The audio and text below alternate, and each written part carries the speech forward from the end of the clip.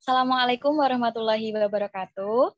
Pada kesempatan kali ini, saya bersama dengan rekan saya dari kelompok 3 yang beranggotakan saya, Munifa Alma Aisyah dengan NIM 41014190003, Christine Natalia Ginting dengan NIM 41014190009, dan Sibgoh Kurota Aini dengan NIM 41014190041 akan menyampaikan hasil analisis artikel ilmiah fenomena budaya yang diterapkan pada pembelajaran matematika. Untuk identitas jurnal ilmiah, judul artikel Techniques and Learning Process of Crash Women in Brazil, nama penulis Maria Cecilia Ventinato and Jose Ricardo Souza Mafra, tahun terbit 2017, judul jurnal ilmiah Ethnomathematics and its Diverse Approaches for Mathematics Education, dengan volume 13, nomor DOI 10.3/3-3/3-319/59220/6 dengan jumlah halaman 377 halaman. Kemudian, kami akan menyampaikan hasil analisis. Yang pertama adalah abstrak dengan hasil analisis sebagai berikut. Kemudian, hasil analisis abstrak dari kelompok kami. Artikel ini merupakan hasil penelitian etnomatematika yang didasarkan pada akar etnografi yang bertujuan mempelajari teknik, proses, dan perangkat yang diterapkan pada registri permukaan melengkung yang disebut CUIAS dengan sekelompok pengrajin wanita di wilayah Aritapera, daerah pedesaan Santarém, Pará, Brasil. Kegiatan penelitian meliputi observasi, wawancara, pemotretan, dan perekaman dengan hasil bahwa ikonografi pada CUIAS ini menunjukkan beberapa teknik dan strategi kognitif yang teridentifikasi dengan instrumen logam luas dan penggunaan bahan organik. Strategi-strategi terorganisir dan beragam terkait dengan kesatuan tunggal setiap pengrajin dan secara bersamaan dengan unit kolektif yang mampu menerapkan dinamisme dalam hubungan yang konstan dengan alam. Dialog antara bukti empiris dengan literatur tentang proses pembelajaran informal memungkinkan kita untuk memahami beberapa aspek penting dari produksi atau transmisi pengetahuan komunitas pengrajin wanita ini, serta perubahan mereka karena faktor sosioekonomi dan temporal. Untuk selanjutnya akan dibacakan oleh Christine Natalia Ginting, saya persilahkan.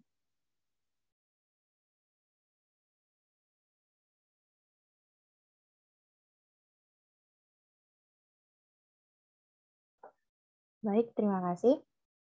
Yang kedua ada tujuan penelitian. Tujuan penelitian tersebut dapat kita lihat dari layar Zoom tersebut.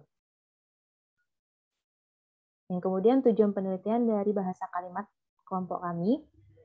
Hasil analisisnya adalah penelitian ini bertujuan memberikan kontribusi untuk studi lebih lanjut tentang penelitian etnografi di etnomatematika, serta terungkap dalam pengalaman pendidikan. Selain itu, juga untuk mengembangkan kajian tentang teknik, proses, dan alat yang terlibat dalam penyusunan pola ornamen pada permukaan lengkung labu sayur yang disebut CUIAS. Oleh sekelompok perajin yang tergabung dalam komunitas penduduk bantaran Sungai Utara wilayah Brazil untuk mempelajari lebih dan lebih dalam tentang proses, motivasi, teknik, dan alat yang digunakan para pengrajin wanita ini sangat mengembangkan pendaftar ukiran di permukaan CUIAS regional ini. Kemudian ada hasil dan pembahasan dari kelompok kami, yaitu adalah mekanisme tatanan material dan imaterial yang diterapkan dalam kegiatan kerja perempuan perajin Aritapera menunjukkan tindakan instrumental, baik dalam memperoleh bahan baku maupun dalam membuat produk akhir, yaitu CUIAS yang sudah jadi atau yang sudah digores. Bentuk dan tahapan produk mereka terkait menggambarkan pengetahuan elemen konseptual dan konkret dari persepsi visual orang yang melakukan tindakan. Logika terlibat dalam tugas-tugas yang dilakukan bergerak menuju hubungan yang dibangun dan dijalin dengan aspek penanganan yang terlibat dalam tindakan pembentukan yang dilakukan oleh para perajin ini. Berdasarkan penelitian ini, prosedur pencatatannya sangat mirip dengan yang dilakukan dalam perhitungan akademik, seperti perhitungan dan penerapan prinsip proporsionalitas. Beberapa pengrajin wanita melakukan perhitungan dengan perkiraan, yaitu perhitungan pikirannya. Silvane, pengrajin wanita, semua tergantung pada ukuran yang diinginkan sesuai dengan pikiran kita untuk menunjukkan adanya sebuah fleksibilitas yang luas dalam hal variasi kognitif aktivitas kerajinan tangan. Pengetahuan empiris yang dibangun selama bertahun-tahun dalam pembuatan cuias ini memberikan penjelasan yang berbeda tentang episode yang terdeteksi. Menurut Silvane dan Lelia, untuk mengikuti ukiran yang sama, kita mengikuti apa yang diketahui, melihat katalog atau model, dan memperbanyaknya. Selama proses pembuatan cuias ini, keberadaan keteraturan tertentu dalam dimensi potongan yang dihasilkan dapat diperhatikan. Dimensi barang serta jenis penggunaan yang dimaksudkan akan menjadi dasar bagi para pengrajin wanita ini saat menetapkan harga yang disarankan. Namun, karena tidak terdiri dari prosedur standar wajib, potongan dengan ukuran karakteristik yang sama dapat ditemukan dengan harga yang berbeda. Menurut para pengrajin, harga ditentukan pada saat penjualan dan tergantung pada mediasi antara mereka dan pembeli atau perantara.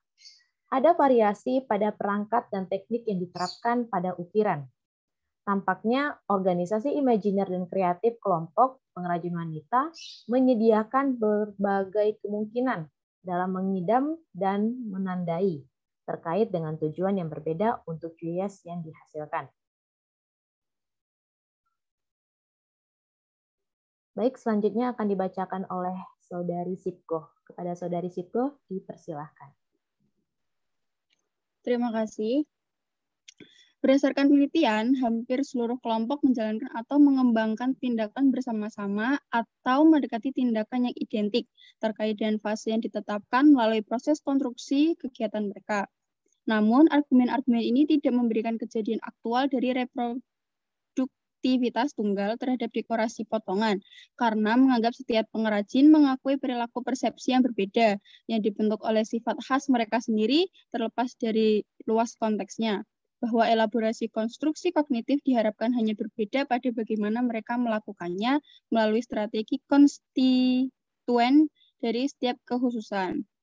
Sifat pengetahuan dan motivasi kerja yang terbentuk sama fase persiapan cuias dapat mengatur aspek dinamis untuknya dari sudut pandang universal, sehingga organisasi elemen yang tersedia dan diterima sesuai kebutuhan untuk konstruksi dan mobilitas pengetahuan ini harus dimungkinkan. Elemen akses material dan immaterial dalam konteks ini termasuk faktor biologis, kostum yang mengakar dan tutur budaya yang mengakar, memungkinkan kita untuk mengidentifikasi kekhususan konteks berdasarkan konstruksi kegiatan dan prosedur operasional dari alam itu sendiri. Oleh karena itu, penulis memilih untuk menyoroti pembuatan artefak sebagai faktor tatanan internal, stimulus internal, dan juga memungkinkan siapapun yang meningkatkan jenis mobilitas kognitif, penting untuk melampaui momen saat ini untuk mencari model atau representasi yang berbeda dari apa yang telah dirasakan sebelumnya, dan sangat terkait dengan model yang dihasilkan, ditetapkan, dan berakar pada pikiran perajin. Persepsi perubahan permanen dalam hal prosedur instrumental nampaknya tidak membahayakan rangkaian praktik mereka sendiri. Dalam studi khusus ini, kelompok pengrajin wanita menyediakan data penting untuk mencontohkan apa yang disebut Almeida sebagai ilmu tradisi yang dapat mempertimbangkan hubungan sensitif, subjektif, dan tidak rasional sebagai kepentingan yang bermakna dalam pemahaman sistem proses yang ada dalam konteks sosial budaya.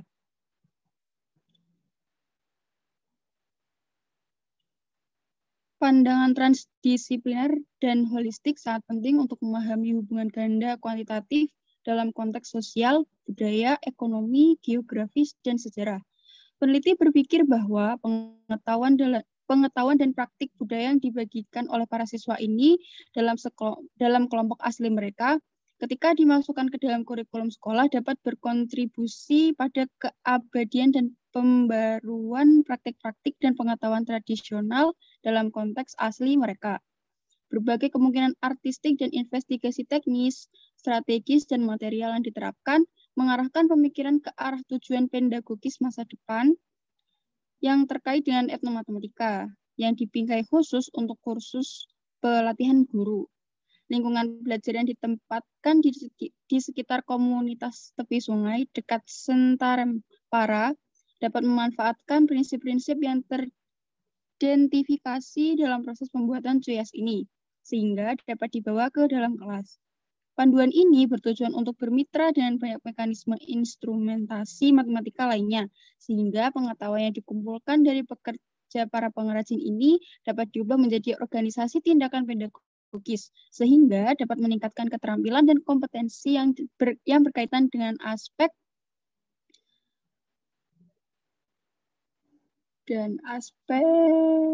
pengukuran, perhitungan, dan topologi geometris. Sebagian besar waktu penelitian ini terutama dilakukan dalam konteks sekolah, tidak menyadari kompleksitas mendalam yang ada di masyarakat, dan sangat dangkal disesuaikan dengan kurikulum melalui contoh-contoh pengetahuan matematika. Tidak dapat dilupakan bahwa tujuan pembelajaran di sekolah pada dasarnya bersifat propaedeutik, sangat berbeda dengan tujuan survival dan transdensi yang menjumlahkan produksi pengetahuan dalam konteks kehidupan rumah tangga dan kehidupan profesional. Dari semua analisis dapat disimpulkan terdapat simpulan dalam artikel yang disajikan sebagai berikut.